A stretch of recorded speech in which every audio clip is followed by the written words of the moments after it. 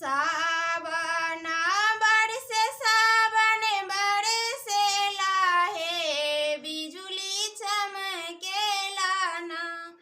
सावन बरसे सावन बरसेला हे बिजुली चमकेला ना। गरज ले पापा के अगवा हे बेटी हो गईले सयान। चाची गरज ले चाचा के अगवा हे बेटी हो गईले सयान।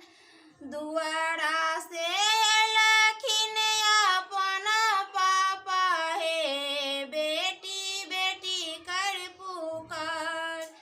दुआरा से लखिन अपन चाचा हे बेटी बेटी कर पुकार।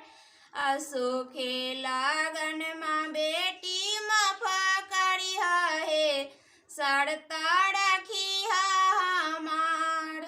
असो के लागन माँ बेटी माफा करिहा हे सरता रखिहा हमार। जब पापा रहली हम लइका बुधिया हे सरता रखली तोहार। जब पापा रहली लइका बुधिया हे सरता रखली तोहार।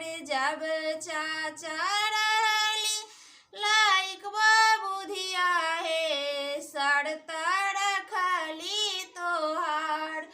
अब पापा होएली साजना जगवा हे माफ करिहे भगवान। अब चाचा